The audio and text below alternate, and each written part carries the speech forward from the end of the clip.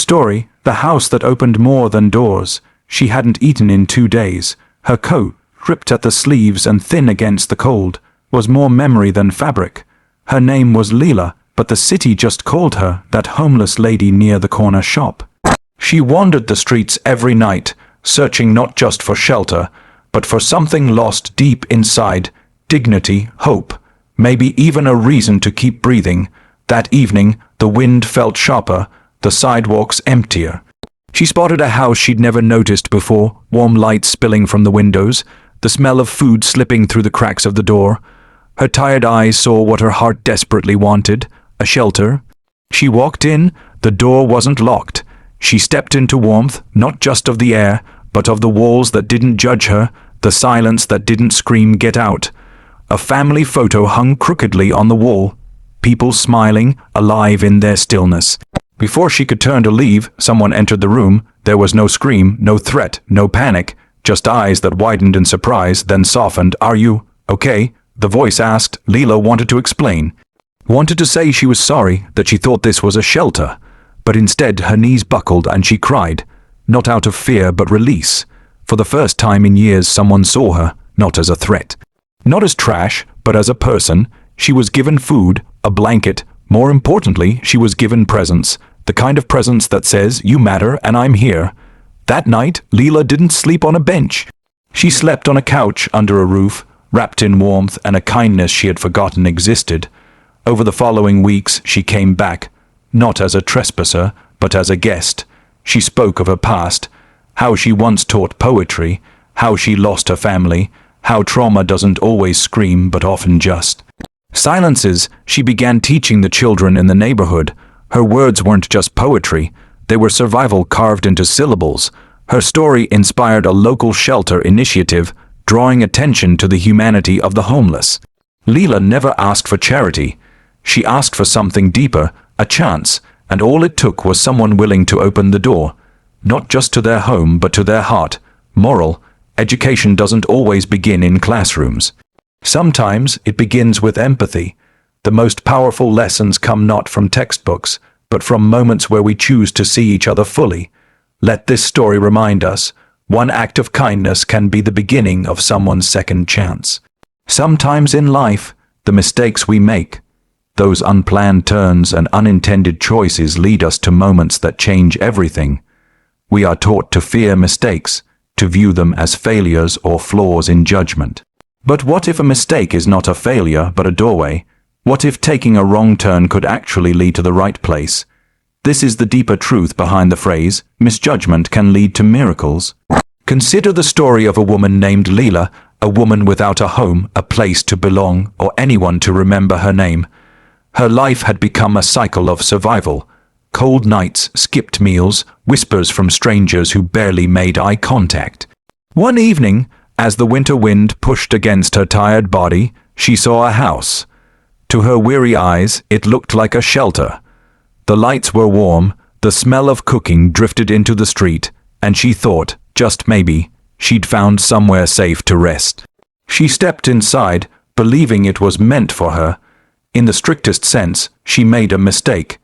She walked into someone's home uninvited, misjudging it as a public shelter. But what followed wasn't fear or rejection. It was humanity. She was seen not as an intruder but as a person in pain. Her misstep became a meeting. Her misjudgment became a connection. That one wrong decision turned into the beginning of a new story. This kind of transformation teaches us something vital. Life is not a straight path, and some of our greatest discoveries lie hidden behind errors, uncertainties, and unexpected turns. Too often, we measure people by their actions without considering the circumstances that led them there. We label choices as right or wrong without understanding the pain or desperation behind them. But when we take a step back and open our hearts instead of closing our minds, we begin to see the lessons that these so-called mistakes carry. In education, we emphasize critical thinking and analysis, but emotional education, the ability to understand, empathize, and grow from real life experiences, is equally essential. We must learn to teach that not every misjudgment is a failure of character. Sometimes it's a cry for help. Sometimes it's the only option someone has left, and occasionally it's a spark that ignites change. Think about how many breakthroughs, both personal and societal, have been born from a mistake. Accidental inventions, unexpected meetings, wrong turns that led to the right people. These are not just coincidences. They're reminders that life works in mysterious ways. The key is how we respond. If we choose compassion instead of judgment, support instead of suspicion, miracles can grow in the most unlikely places. For the woman who walked into the wrong house, the miracle wasn't just a warm meal or a soft blanket. It was the dignity of being seen, the warmth of being heard, and the unexpected grace of being met with kindness instead of cruelty. Her journey reminds us that we all walk into the wrong rooms. In life, sometimes. We all stumble, guess wrong, lose direction, but those moments don't define us. What defines us is what we do next, and how others receive us when we are vulnerable. As a society, we need to stop fearing misjudgment and start looking for meaning in it. Mistakes carry messages. Missteps reveal what needs to be healed. And sometimes, when someone walks through the wrong door, they end up finding exactly what they needed. That is the quiet miracle hidden in every moment of uncertainty.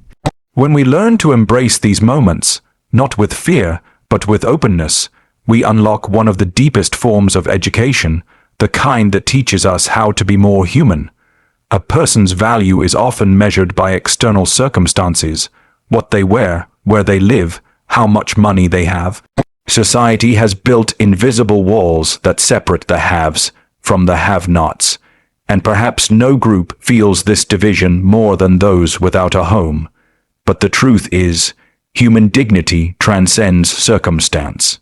Regardless of where someone sleeps or how they look, they carry within them a story, a spirit, and a worth that no material condition can take away. This is not just an emotional idea. It is a fundamental human truth. Each human being is born with inherent dignity, but somewhere along the way, the world begins to assign value based on appearance and possessions. Someone sleeping on a park bench is seen as less deserving of eye contact. Someone wearing dirty clothes is assumed to have poor morals or no ambition. But what we often fail to consider is how fragile our own comfort is. One twist of fate, an illness, a lost job, the death of a loved one, and any of us could be in that same position. It's not weakness that lands most people on the streets, it's life. When Layla walked into what she thought was a shelter, she didn't carry a resume, a clean coat, or anything to prove she was worthy of help. All she had was exhaustion and hunger, and yet those were enough. In that moment, what mattered wasn't where she came from or how she looked. What mattered was that she was a human being in need, and someone saw that. The moment we strip dignity from the suffering, we dehumanize them. When we ignore the man asking for food or avoid the woman sleeping near the bus stop, we are not just preserving our comfort, we are denying their humanity. And in doing so, we shrink our own. True education, especially moral and social education, teaches that every human deserves respect, not because of what they do, but because of who they are. Even language reveals our prejudice. We say the homeless as if it's a permanent identity rather than people experiencing homelessness. But these individuals are mothers, fathers, teachers, veterans, artists, people who once dreamed just like the rest of us. Their condition may be temporary, but their value is not. Imagine how differently we might act if we replaced pity with respect, if instead of asking what did they do wrong, we asked what have they survived. Leela's story shows that dignity can be restored with simple acts, being welcomed, being asked if she's okay, being listened to. These are not grand gestures, but they hold immense power. When someone treats you like you matter, even when the world says you don't, something inside begins to mend. You begin to see yourself not as broken, but as someone who still has worth, still has something to offer. This concept also extends into how we structure our support systems. Shelters, food banks, and public services are not just places of aid. They are spaces that can either preserve dignity or strip it further. How we talk to people, how we design spaces, even the words we use when offering help, All of these either affirm someone's worth or further isolate them. Dignity is not something you earn, it is something you honor. It's not about charity, it's about justice. When we recognize that human dignity exists beyond circumstance, we begin to build a society that uplifts instead of divides. We teach our children to value people not for what they own, but for who they are. We train our eyes to look past the surface and see the soul. In the end, we are all more alike than we are different. We all want safety, connection, purpose.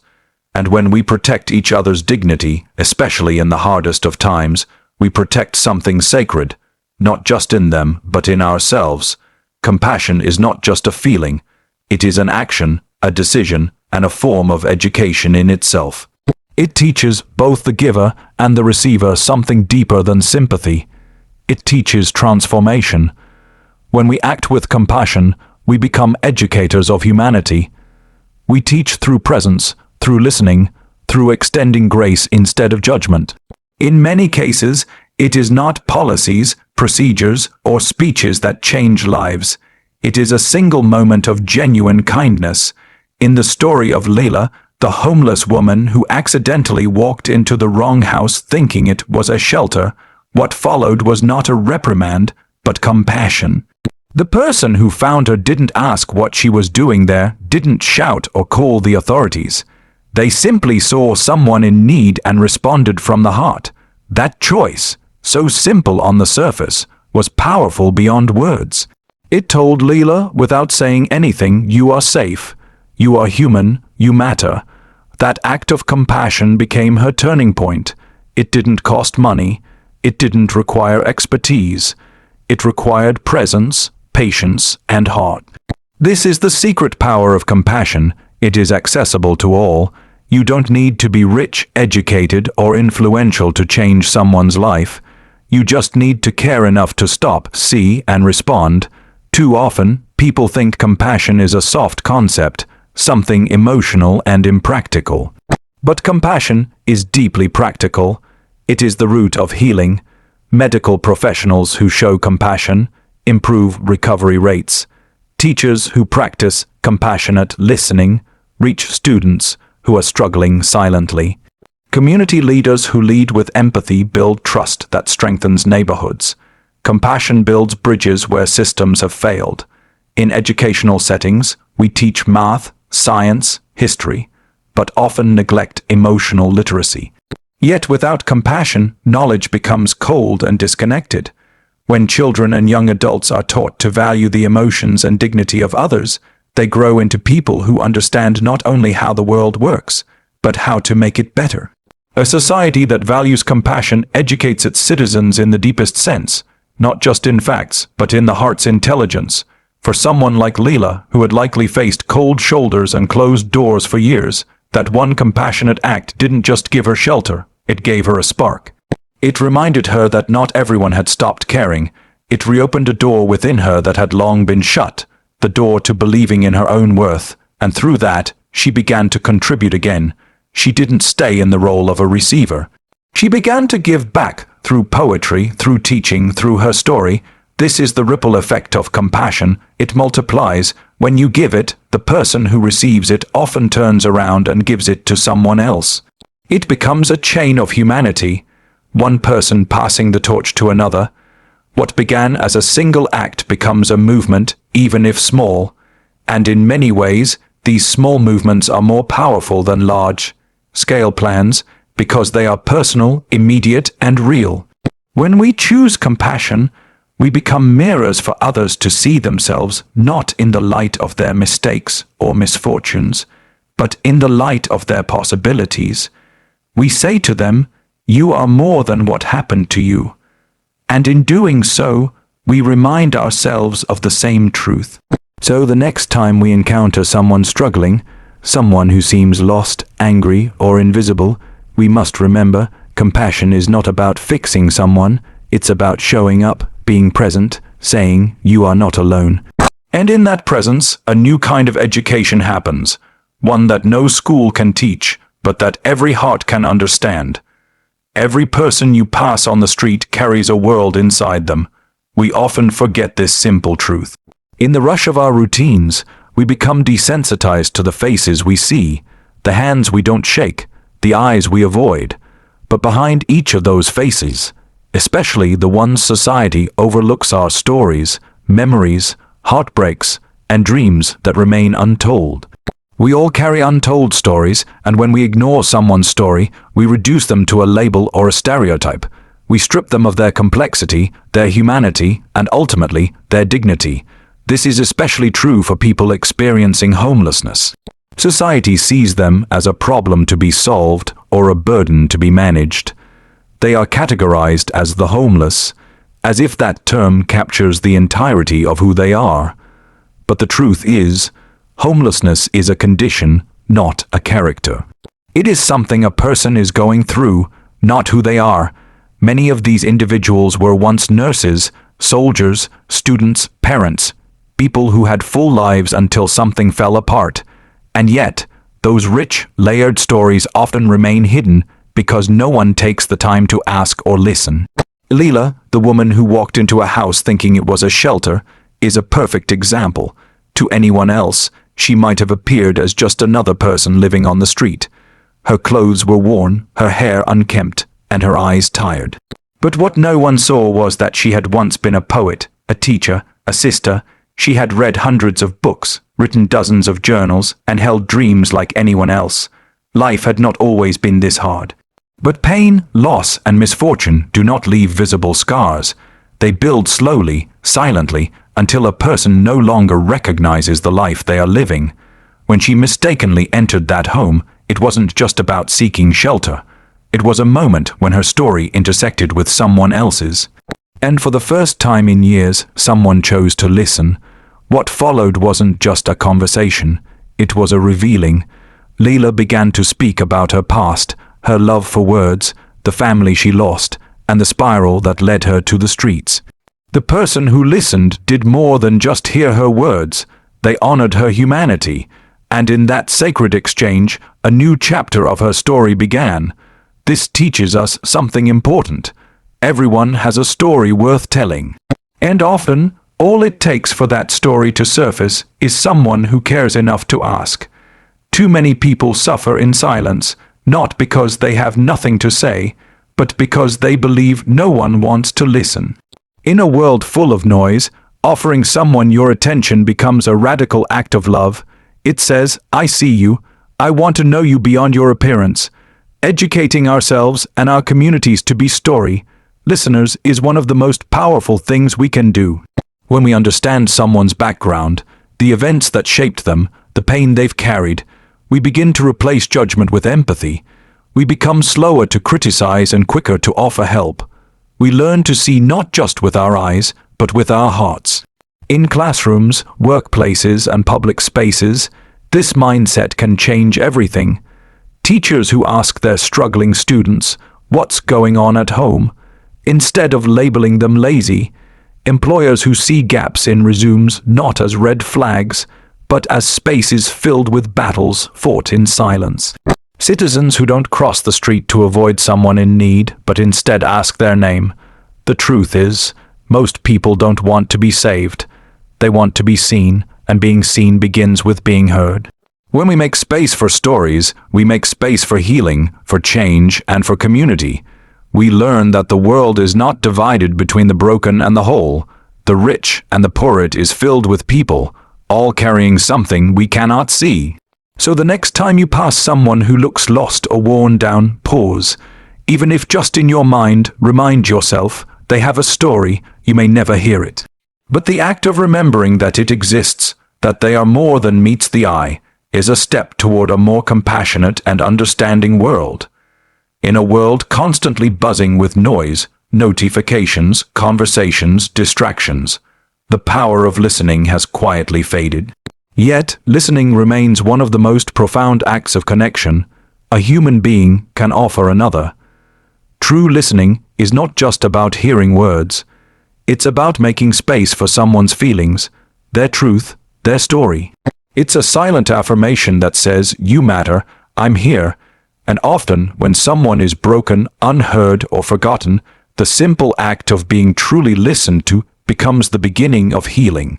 This is what makes listening so powerful. It doesn't fix problems directly, but it makes people feel seen. For someone like Leela, who had spent years invisible to society, being listened to was a form of restoration. When she mistakenly entered a home, thinking it was a shelter, she didn't just receive warmth and food. She received something far more nourishing, someone's full attention, someone who didn't look away when she spoke, someone who didn't interrupt, judge, or rush her, someone who sat in stillness and let her unravel the story she had been carrying alone. It is in these moments, quiet, patient, and open, that transformation happens. Most people go through life without ever truly being heard. Their words bounce off walls, disappear into crowded rooms, or are met with quick responses rather than understanding. This lack of being heard can feel like a slow erasure of the self. But when someone finally listens without an agenda, they offer the other person a chance to reclaim their voice. True listening requires humility. It means putting aside your own thoughts, opinions, and solutions. It means being present, fully and deeply. Often people feel the urge to respond, to offer advice, to fix. But healing doesn't always come from answers. Sometimes it comes from simply being allowed to speak. When a person talks and another listens, really listens, it creates a sacred space where pain can be released, where dignity can be restored, and where trust can begin. Listening is a form of education too. It teaches the listener to see beyond assumptions. When you listen to someone's story, especially someone who has suffered, you begin to understand the complexity of human life. You realize that people aren't defined by their worst days or their appearances. You learn about resilience, grief, hope, and strength in ways no book can teach. In this way, listening builds emotional intelligence, empathy, and social awareness. In Leela's case, sharing her story after years of silence did more than unburden her. It gave her back a sense of identity. She was no longer just a homeless woman. She was a writer, a survivor, a person of depth. And for the one who listened to her, it wasn't just an act of kindness. It was an education. They learned who she was. They saw her humanity. They heard her truth. This practice of deep listening is something we need more of in families, schools, and communities. It starts with simple changes, putting down the phone when someone is speaking, asking deeper questions, and sitting in silence instead of filling it. It means resisting the urge to judge someone before hearing their story. It means remembering that behind every anger, fear, or silence, there is usually a reason, a history, a voice waiting to be heard. Even for ourselves, listening is important. Listening to our own inner voice, our own needs, and our own pain is vital. Just as others need to be heard, we must also learn to listen inwardly, to recognize when we are hurting, when we need help, and when it's time to heal. The world doesn't need more loud opinions. It needs more quiet presence, more people willing to stop, look into someone's eyes, and say, "I'm listening." Because in that simple act, lives begin to change, not through grand gestures, but through the quiet power of presence and understanding. Kindness is often mistaken for weakness in a world that praises toughness and self-sufficiency. But the truth is, kindness is one of the most powerful forces we have. It has the ability to restore faith, rebuild dignity, and create change that rules and systems often fail to achieve. When someone is shown genuine kindness, especially during a time of despair or rejection, it becomes a turning point, a spark that reminds them they are not forgotten. For people like Leela, who had endured cold nights, harsh stares, and silent dismissals, a single act of kindness didn't just warm her hands, it began to heal her spirit. When Leela entered a stranger's home thinking it was a shelter, she expected to be thrown out or yelled at. Instead, she was met with kindness, a gentle voice, a warm blanket, a meal offered without questions. That moment didn't just provide comfort, it began a transformation. She felt something she hadn't felt in a long time, safe. And when a person feels safe, even for a short while, it opens the door to trust. With trust comes the ability to speak, to reflect, and eventually to rise. This kind of kindness isn't loud or flashy.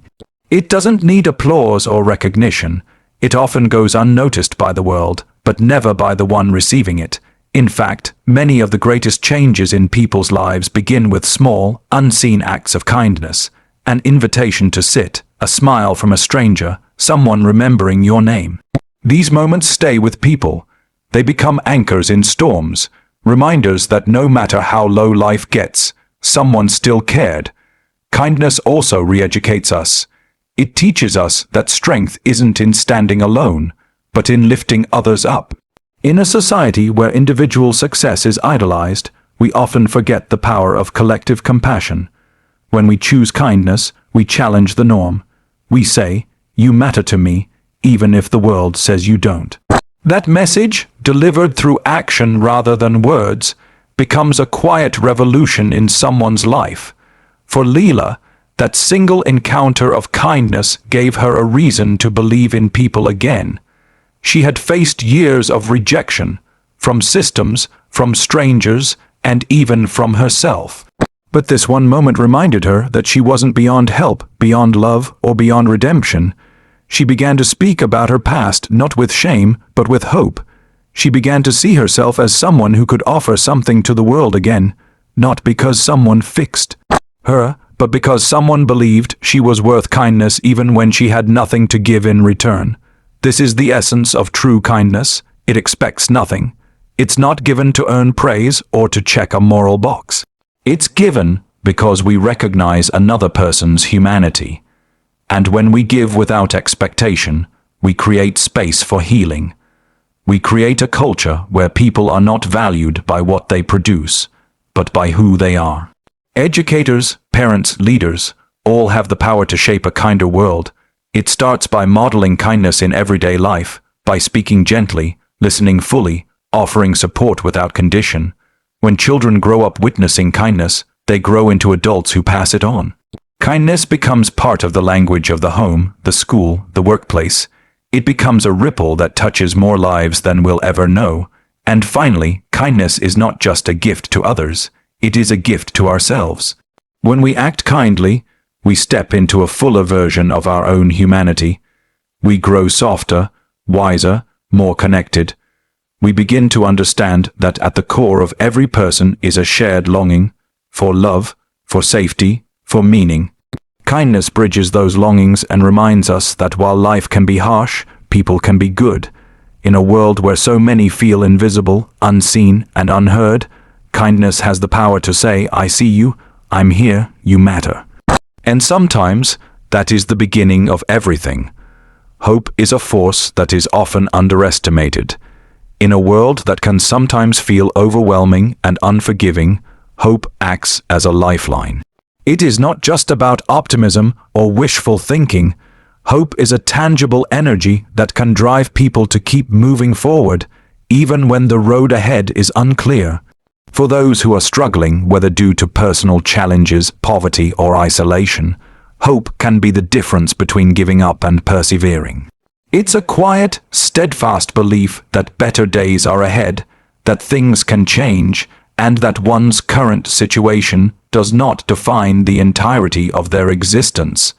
In the case of Leela, the homeless woman who walked into the wrong house, it wasn't just physical shelter she needed, it was hope. She had been through so much that it was easy for her to lose sight of what could be possible for her future. Years of suffering can chip away at the belief that things can improve, that life could be anything more than a cycle of hardship. But in that single moment when she was met with kindness, listened to, and treated with dignity, hope was reignited in her heart. It wasn't an immediate transformation, but it was the beginning of one. When someone gives you a glimpse of light, it makes it easier to imagine that light shining on your own path again. Hope isn't something that can be given with a simple promise or a motivational speech. It's something that has to be nurtured, often over time. For Leela, the kindness she received wasn't just a one-time act. It planted a seed that would slowly grow and transform her outlook. As she began to open up about her past, share her pain, and connect with someone who truly cared, she started to see herself as worthy of more than survival. She began to imagine a life where she could thrive again, not just survive. That's what hope does. It expands our vision of what is possible. It allows us to see beyond the current moment and understand that we are more than the sum of our hardships. This is why hope is so essential in the lives of those who are suffering. It is the thread that pulls people out of despair. It is the belief that, no matter how dark things may seem, there is always a way forward. Hope gives people the strength to keep moving, even when they don't know exactly where they're going. For Leela, her journey was far from over after that first act of kindness, but what it did was restore her belief that the next step could lead her somewhere better. But hope doesn't just come from others, it also comes from within. It is a mindset that we can cultivate in ourselves, even in the most difficult circumstances. However, it's not always easy to hold on to hope, especially when the world feels heavy. There will be days when everything seems bleak, when the weight of life feels too much to bear. But even in those moments, the seed of hope can remain. It might be small, but it is there, just waiting for the right conditions to grow. And sometimes that right condition is simply a moment of kindness, someone showing you that you matter, reminding you that you are not invisible. The power of hope extends far beyond the individual. When we, as a community, create environments where people can feel seen, heard, and valued, we foster hope on a larger scale. Hope is contagious. When one person finds hope, they pass it on to others. Communities that are built on support and compassion create an atmosphere where hope thrives. These are places where people lift each other up, where they believe in each other's potential, even when the world seems to have given up. When hope becomes a shared value, it becomes a collective force that empowers everyone involved. Hope is also the foundation for change. It drives progress and motivates action. Without hope, there is no reason to try, to push forward, or to work toward a better future. Hope ignites the fire of determination. It fuels innovation and creativity. And when we combine hope with action, incredible things can happen. That's what happened with Leela. Her story wasn't one of instant transformation, but one of steady growth. Her hope for a better life, fueled by kindness, turned into concrete steps toward reclaiming her dignity and her future. In essence, hope is not a passive emotion. It's a dynamic force. It is something we can choose to hold on to, something we can actively foster in ourselves and others. It doesn't require grand gestures. It simply requires the willingness to believe that things can improve, that change is possible, and that each person is worthy of a better life. The world needs hope because it is the foundation upon which everything else is built. It teaches us to rise above our circumstances and to trust that no matter how hard life gets, there is always the possibility for something better ahead. The power of community is something that often goes unnoticed until it is needed the most. Communities are not just about shared spaces or common interests. They are about relationships, support, and the collective strength that emerges when people come together for a common purpose. In many ways, a strong community is like the foundation of a house. Without it, everything else can crumble. But when people come together, they create something solid, something that provides security, comfort, and strength in times of need. Leela's story is a powerful reminder of what community can do. When she stumbled into the wrong house, mistakenly seeking shelter, she didn't just find a physical space to rest. She found an opportunity for connection. The person who welcomed her wasn't a stranger for long. Through their interaction, Leela experienced the essence of what a community can offer. A sense of belonging, a safe place to be vulnerable, and a recognition that her life had value. Kindness and understanding extended to her wasn't just about providing shelter. It was about creating a space where she could be herself, free from judgment or fear. Communities provide more than just physical resources. They offer emotional and psychological support. The power of a community lies in its ability to give individuals the strength to face challenges they would not be able to overcome alone. When someone falls, a community lifts them up. When someone struggles, the collective effort of those around them provides the resilience to push forward. Whether it's offering a helping hand, listening ear, or a moment of comfort, the members of a community share a bond that can make all the difference in times of hardship. But creating a supportive community isn't always easy. It requires intentional effort, understanding, and empathy. It means being open to others' struggles and understanding that everyone has a unique story, shaped by their own experiences, struggles, and triumphs. In a truly supportive community, no one is left behind. Everyone has a place and everyone's voice matters. This sense of inclusivity is what makes a community thrive. When people feel that they are seen and heard, they are more likely to contribute, to offer their help, and to care for others in return. The ripple effect of a strong community is immeasurable.